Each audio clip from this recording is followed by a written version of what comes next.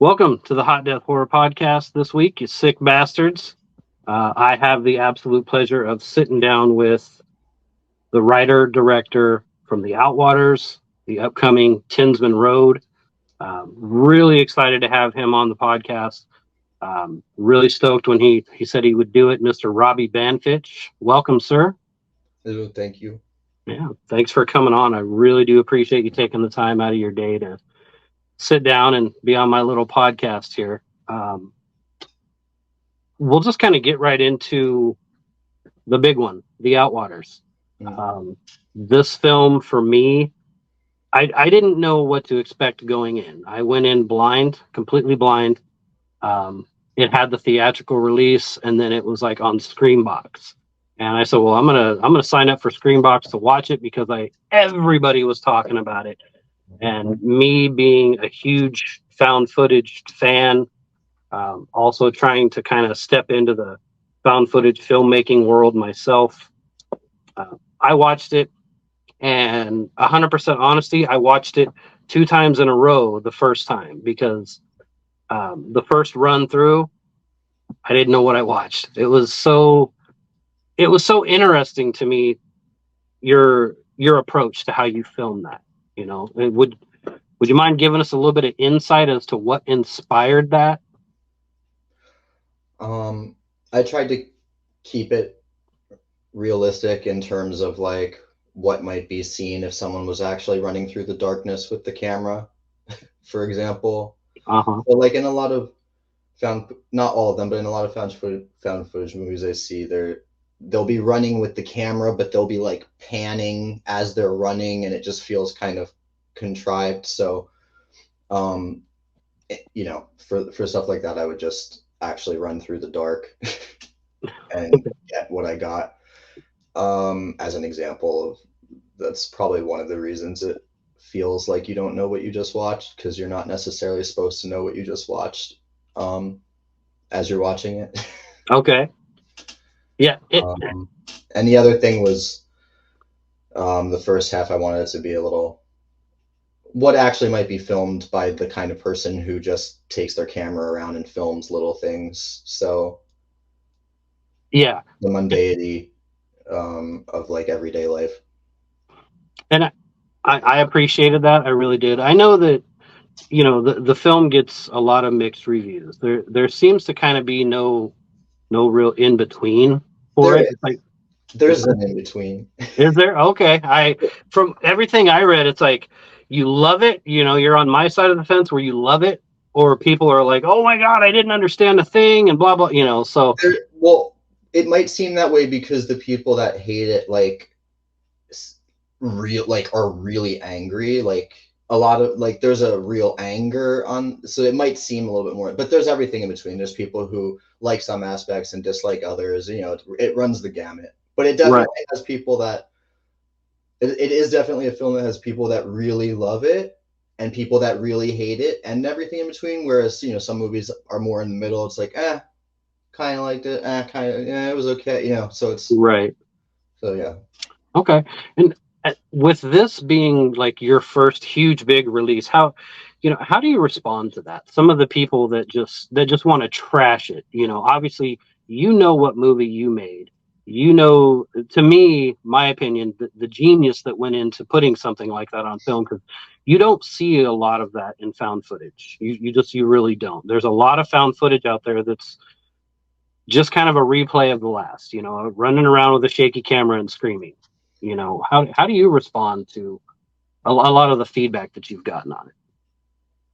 I mean, I like to read everything. I want to know what people think, so far at least. The criticisms that I see, for the most part, are criticisms I saw all the way through making it, so they don't really bother me because I already knew that they were coming and disagree with a lot of not opinions, because you can't but like what the thing I'll just say, the thing that bothers me is when someone states something as a fact and it's just not true. That's the kind of thing that makes me want to reply, but I usually just don't, because whatever.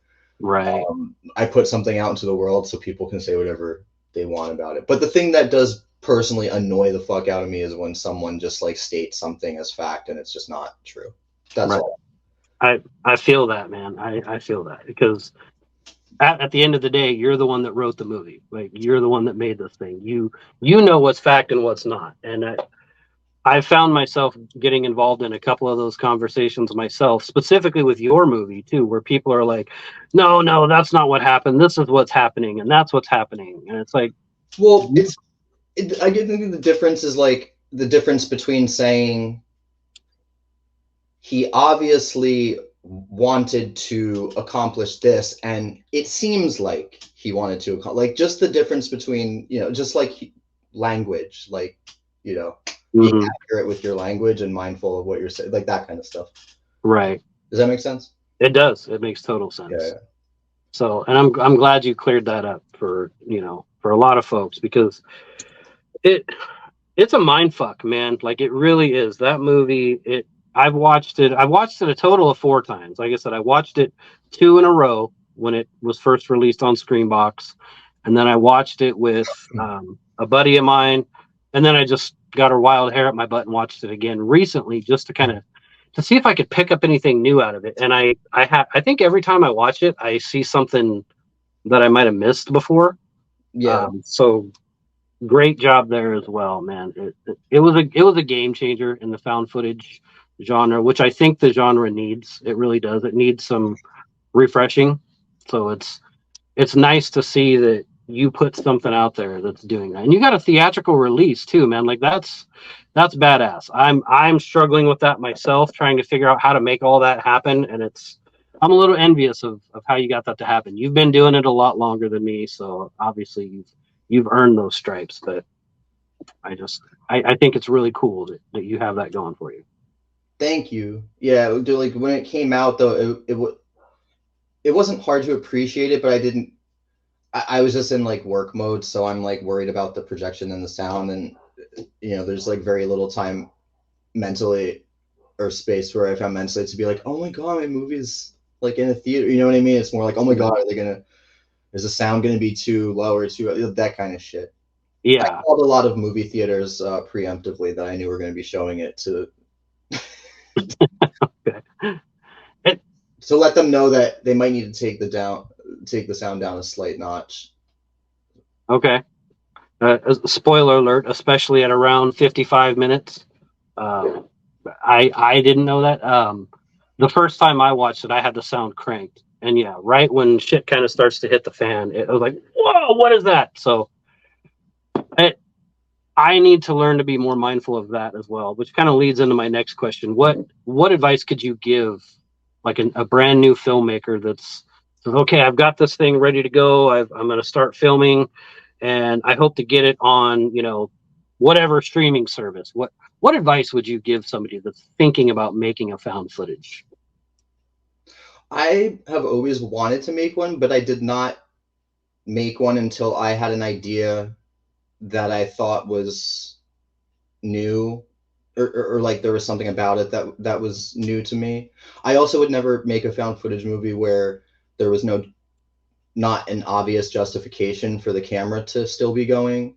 Now, of course, some people will watch this and I've seen like they don't get that part of it, but it's pretty clear like I have a head wound, I'm out of it. I don't know I'm myself or filming half the time. So for me, that was kind of something new that I had not seen.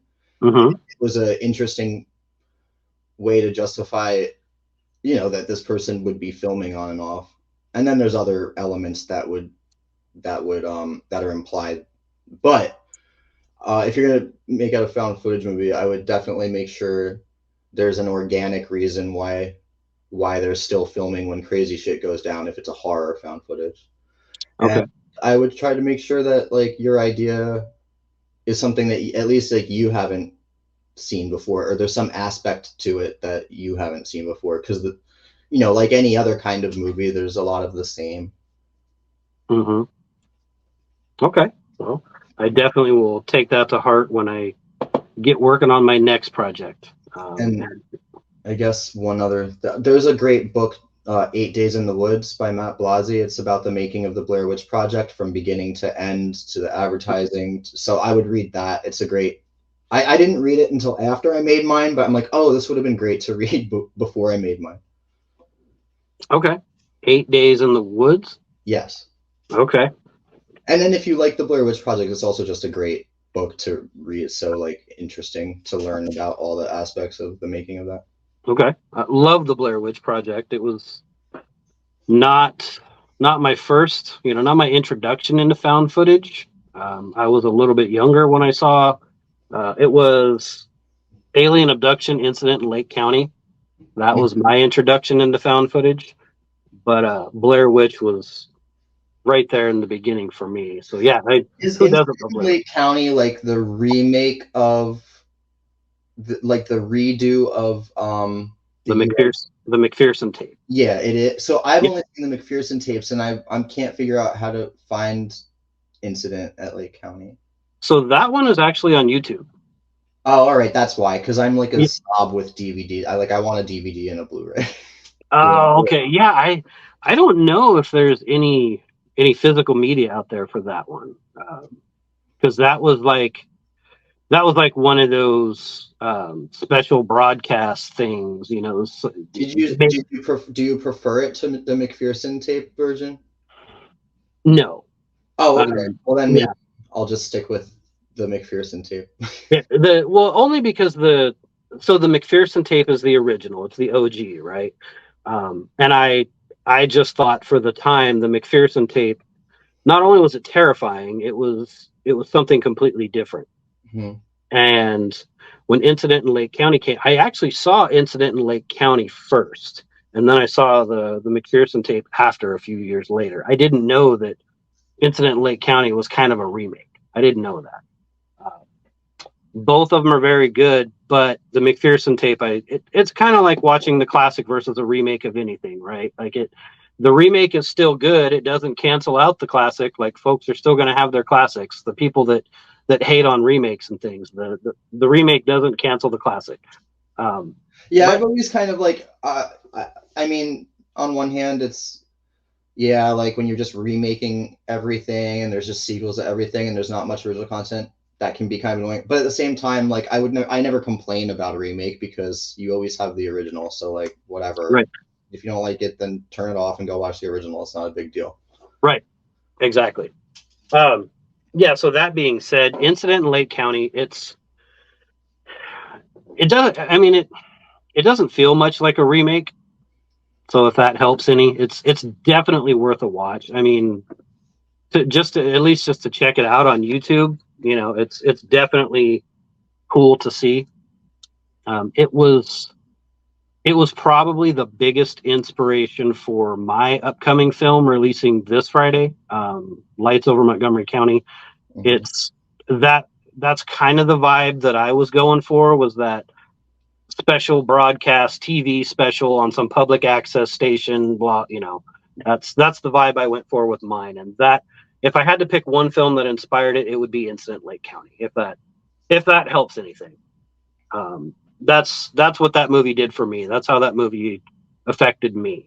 It was pretty inspirational, kind of like I've read some things about your inspiration being Jaws. If I remember correctly, you're kind of a Spielberg fan, Well, and Jaws is like my favorite movie since I was a kid. Although sometimes I say it's Jurassic Park, sometimes it's hard to tell which one I like better. But Jaws is more like just since I was a little kid, my favorite movies. So, but in terms of inspiration specifically for the Outwaters, it's more the original Blair Witch Project, Willow Creek, which is a more recent Bigfoot found footage movie, love that. and Yep. um, stylistically some like Terrence Malick type stuff, like Tree of Life. Okay. Yeah, I picked up on the Maliki a little bit in the Outwaters. It took me a few times to kind of pick that up, but I picked up on that. I mean, that's just more something that's like running through me because I've always loved and watched and rewatched Malick's films, so that's just kind of like ingrained, that the way the camera moves in a lot of ways. Mm-hmm. But it also was a conscious thing. I made my character a Terrence Malick fan. Although I don't think I talk about that but I slipped in, like, there's a Terrence Malick book in one of the shots, barely visible, but yeah. I, I think okay. So was that like when you were in your mom's place? No, it's just like I'm talking to my friend on the what do you call it, FaceTiming, and Uh, just like next to the screen, there's like in the shadows, there's a Terrence Malick book. okay. So that was my way of, yeah. No, I love Malick, and I thought it would be fun to have my character love Malick too. Yeah. Hey, why not? No, that's okay. So that's another Easter egg to pick up on next time I watch it because there will be a next time. That's just how I roll. I watch movies like multiple times. So, um, as far as I know that it took you, it was a couple year long project, right? Yeah, a What few was years. It didn't really take that long to shoot in terms of like the initial or the main shoots, but then I just kept going back and filming new things or redoing things that I wanted to do better. So, Mhm. and then editing and sound design, same thing. I would play around a lot, so it wasn't like I was sitting down every day working and it took me years. It's that I let it breathe. I let it sit. I came back to it, got feedback, came back to, you know what I mean? I just kind of let it take its own time to be done. Okay, well, that's smart. And another nugget of advice for folks out there. I was wondering because are you like your writing process? Do you write out like a full on screenplay before you do anything? Not for this one. Okay. For me, for this one, there would be no point to like a dialogue-based screenplay. It was more of like scenes and what needed to happen in them, and shots. So a list of shots based on the story and the scenes. But I didn't really write out hardly any specific dialogue because I didn't want that. Um, Here and there would be something that I had needed said specifically, but not usually. Okay. No, that makes sense. It feels maybe that's why the movie felt so organic. You know, it Yeah. didn't feel Yeah, I just wanted, I mean, I knew what needed to be talked about in certain scenes, so like that would be like, this needs to be discussed, but there, yeah, there's no reason to have dialogue when I wanted it to be um, naturalistic and organic and find things, you know. sure. Okay. So a little bit of a storyboard, but not necessarily a screenplay. Yeah, I would say there was a screenplay without dialogue. Okay. Okay. Um, and we talked about, Malik being kind of an inspiration for it. Um, the I didn't consider it a slow burn. I've heard people refer to it as a slow burn. Do you prefer that psychological slow burn, tension building I do love aspect? that. Like I just rewatched Lizzie last night, which Chloe Sevigny and Kristen Stewart. It's like the uh, Lizzie Borden Hmm. movie. That one's like such a slow building thing. Mine, I don't know. I could describe it as a slow burn because you know something bad's happening and there's a long period of very slightly escalating events, that so I would think of it that way, but also it can feel like a no burn and then an all burn right at once. So there's different ways to describe that. But yeah, no, I do personally love a slow burn. Okay.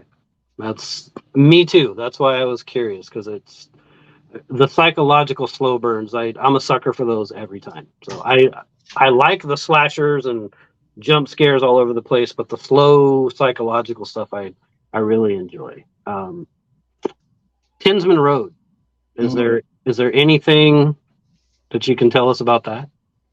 Yeah, it's found footage as well, but considering that it's found footage, I wanted it to look completely different, to be a completely different type of story. So I don't even think you would be able to tell that the same person made both of them. So I could say that it was shot on actual mini DV, Oh wow. so that's fun. So it's like the 4x3, Mm-hmm. aspect ratio. And I shot it in the helicopter, LA. Yep. I shot it in the what do you call it? Oh, in like the autumn and winter woods of northern New Jersey. So it's totally different setting, totally different story. It's a lot more character based in terms of it's a little bit more straightforward storytelling, is what I would say. Okay. Yeah, I haven't read a whole lot on that yet. I haven't really put out hardly anything on it yet. Okay, that's why I got basically what's on IMDb, and that's about it. I've messaged back and forth a couple of times with your mom because she's like a super sweet lady, and she's like promoting the heck out of your stuff all over. And she's super awesome. So I've spoken with her off and on about it. She's in it. She's also in the Outwaters. Is that kind of a common theme? You like to have close family and friends in your movies? I do like to work with people I love, but also like, I don't have the resources to hire anybody, or I have not had. But at the same time, like as I continue to work on stuff, I would still like to work with people that I love as well as people I haven't met before. So yeah, but yeah, but my mom's in all 3 of my features. Ange is in 2 of my features. Scott's in 2 of my features. So okay. I like to bring people along that I like hanging out with a lot. Yeah, I mean, why not? I mean, you like being around the people, so why not work with them too? I think that's admirable, and I get not having resources to hire people. Like that's that's something I'm trying to learn, and I hope the day comes for you where you do have those resources, because you're changing the game a lot. I think that you've got some very, very unique material that not a lot of people put out. A lot of people, I don't want to say a lot of people, but there are some people that may not understand it. But I think you've added a very unique touch to the found footage genre, and I know I appreciate it for sure. Thanks. Yeah.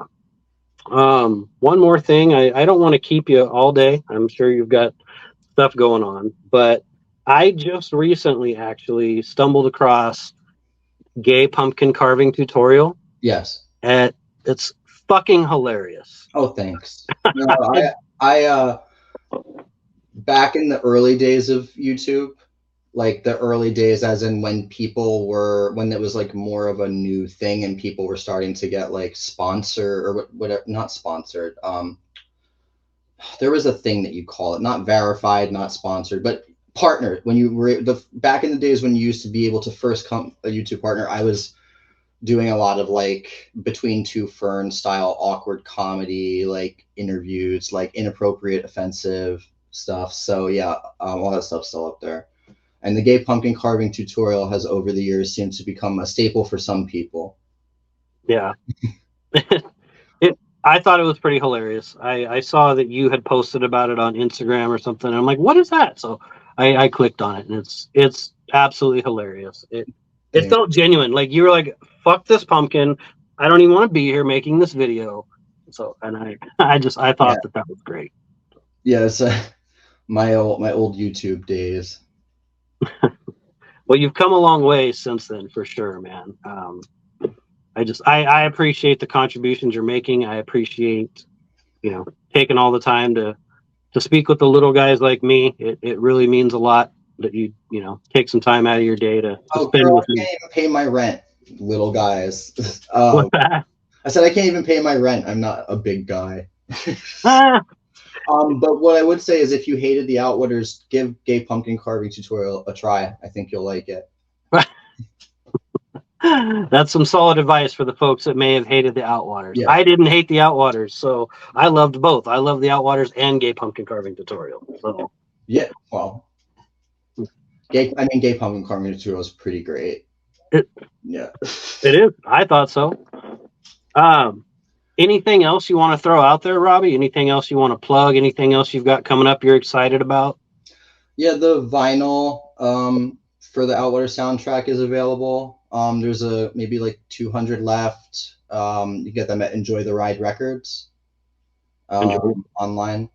The Blu-ray is available at Vinegar Syndrome's website, and Outwaters was just released on a 3-pack DVD today with 2 other Screambox originals. One was the Cube remake, and one is Creepypasta.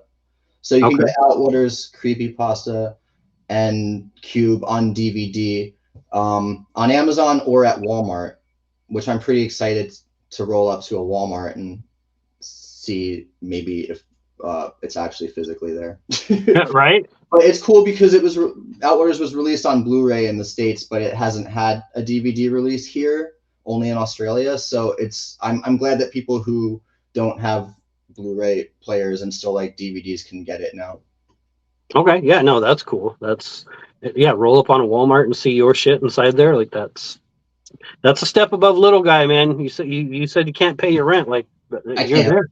You're there. But no, but I'm just excited that people who who couldn't get it, who were physical media people but that don't do Blu-ray can now have it. Also, it's one of those things like with found footage, I think diminishing the quality sometimes makes it more or not even more effective, but like it's still effective, if not more effective, because we did Outwaters was on VHS. That's sold out, but like I watched it on VHS, or at least some of it, and I love how it looks on VHS. So I'll bet. Okay, so can you get it on VHS anywhere? It's sold out right now. I think that at some point they'll do another batch. Okay. So obviously, if they do, I'll be posting about it. That would be rad. I'm an '80s kid, so yeah, VHS. I would like to start collecting, because I've noticed there's some things kind of making their way back into the VHS world. I looked into it. I don't know.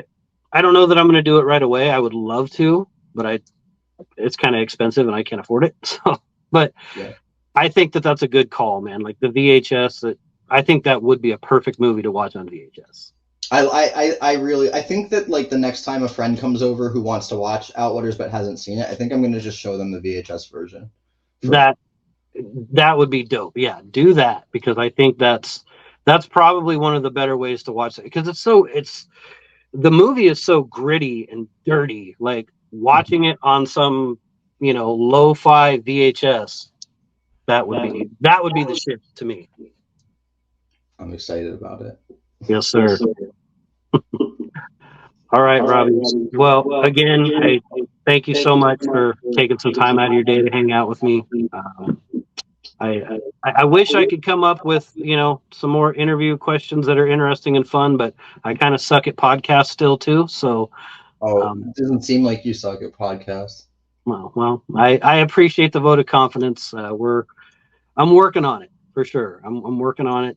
You are probably the biggest name I've had on yet. So again, I appreciate that. And maybe I'm not a name, but thank you. No, what I'll say is I recommend since it's October, if you haven't seen Lizzie, it's about the Lizzie Borden murders. Chloe Sevigny, Kristen Stewart, really some great actors. I love that movie. So it's one that's a little bit more under the radar. I could recommend to people who like a slow burn. Okay, Lizzie, I'll be checking that out for sure. Yeah. Okay. All right, man. Any other recommendations? Any other things you'd like to throw into the ethers? Yeah, Horror in the High Desert 1 and 2. Dutch Marriage, yes. They're available streaming. I love those. So they really get under my skin, which is pretty rare. Okay. And my favorite horror movie of all time, which is the original Candyman. Always got to recommend that. Although I'm sure most people have seen that, but. Okay, the original Candyman. Yep. Yeah. Okay. I haven't seen that in a long time. I watched the remake and I didn't care for it, but the original is. The original is my favorite horror movie. Yeah. That's your favorite horror movie of all time? Yeah, the original Candyman. It's completely poetic and beautiful, and has a Philip Glass score, and it's moving and scary. I love that movie. That and like The Shining, obviously, and Session 9. Okay. So Session 9, that's actually one that I haven't seen. There's a lot of well-known classics that I'm kind of ashamed to say that I haven't seen, but I like to watch a lot of the lesser known stuff. But I do have some favorite classics. So Session 9, I haven't heard a lot of people talk about that, but the people that have say it's like one of the best. I love stuff. It's completely great. Okay, is it a found footage? No. No. Okay. All right. Found footage is kind of my number one jam. I gravitate more towards found footage, but I like all kinds of, I like the narratives, I like the slashers, I like them all. Well, give Session 9 a try. And for people who haven't seen it, Willow Creek is a fun found footage movie that I love. Willow Creek is great. Bobcat Goldthwait directed that movie. Really good movie. It's kind of slow to start, but it's a fantastic Bigfoot movie for sure. So, yeah. All right, my friend. Well, I guess I'll quit bugging you here and let you go on about your day over there in LA. Is it hot over there today? It is. I'm going to see a double feature of The Royal Hotel, which is like a Australian looking thriller. Okay. And then after that, I'll be seeing When Evil Lurks. Oh, okay. Double features. All up in Glendale. There you go. Korea. I haven't been there in a long time. I was actually born in California, and then I lived on the West Coast until 3 years ago. Now I'm in Texas, but I grew up in the Seattle area. Wow. So I'm familiar with the West Coast of the state. Yeah. Well, thank you. Yeah, no, thank you, man. I really do appreciate you taking the time to hang out with me, and hopefully we can stay in touch, and I can hit you up for advice for my shitty upcoming films. Don't be so self demeaning or whatever you call that word. You know what I'm talking about. Yeah. Just trying to learn every day, man. It's hard. I admire the folks that have the courage to put something out in theaters like yourself. So that's kudos. You're an inspiration. I'll tell you that. Thank you. I appreciate that. Just keep making your stuff, and the joy is in doing it if you really love it. So I do. I love it. So yeah. Cool. All right. Well, 8 Days in the Woods. Real fun. What is it? 8 Days in the Woods. Don't forget to get 8 Days in the Woods. Yep. I got it here on my iPad. I put it in the notes. All right. Cool. All right, man. Well, thanks again for real this time. I'll let you go. All right. Have a nice day. You too, man. Bye. Bye-bye.